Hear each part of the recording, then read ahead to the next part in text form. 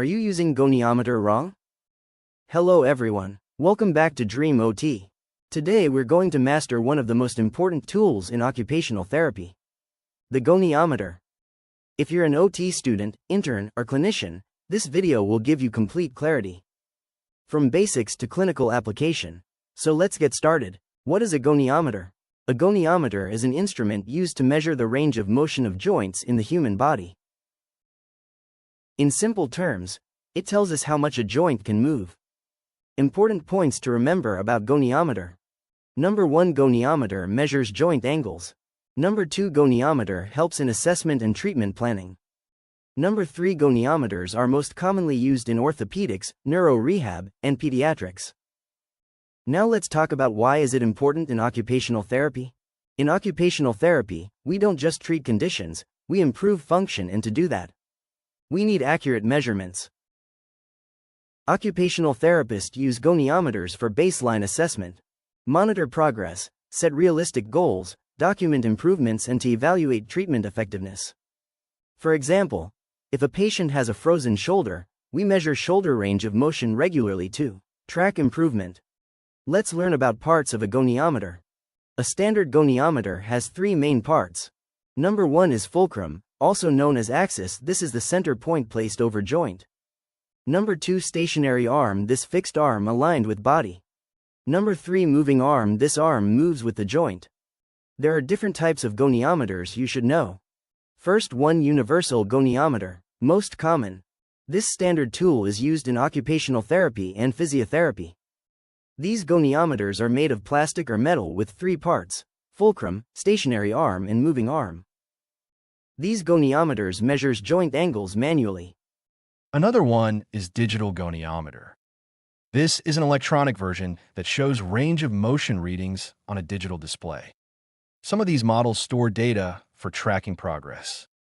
This one is gravity-dependent goniometer, also known as inclinometer.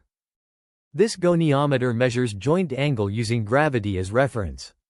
This is especially useful for spine movements like flexion or extension. This goniometer works based on tilt or inclination of body segment. Now let's learn the general procedure for measurement using goniometer. Always remember to follow these steps carefully for accurate measurement. Number 1, explain procedure to patient. Number 2, position patient properly. Number 3, identify anatomical landmarks. Number 4, place fulcrum over joint. Number 5, align stationary arm. Number 6, move joint and align moving arm. Number 7, read the angle. Number 8, record measurement. Always remember this quick tip: always compare with the normal side if possible. Let's take an example of elbow flexion measurement. Patient position should be in sitting. Fulcrum should be on lateral epicondyle of humerus.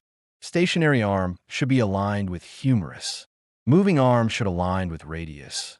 And movement will be flex elbow while measuring elbow flexion range of motion.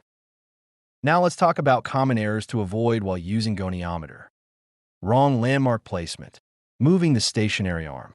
Not stabilizing patient. Measuring with clothing obstruction. Not maintaining same position each time.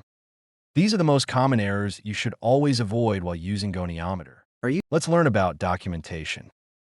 First, you should name, joint name, then movement following with range of motion value and side, like right or left, and finally pain or restriction felt by patient during measurement. Let's take an example to learn documentation. Right elbow flexion, 0 to 120 degrees, mild pain at end range. In this elbow is the joint name. Flexion movement is taking place. Range of motion value is 0 to 120 degrees. Right side elbow movement is taking place. Mild pain is felt by the patient at the end range. This is how you should always do documentation while using goniometer. Now let's learn clinical significance of goniometers. Goniometers helps in diagnosing joint limitations, planning splints, designing exercise programs, and tracking rehab progress. Let me give you some pro tips for your exams and practicals. To ace your exams and practicals, always mention landmarks, practice on friends or family, learn normal range of motion values, and lastly speak steps clearly during Viva. So that's everything you need to know about goniometers in occupational therapy. If you found this helpful, don't forget to like, share, and subscribe to Dream OT for more OT content. And comment below what topic you want next. See you next time.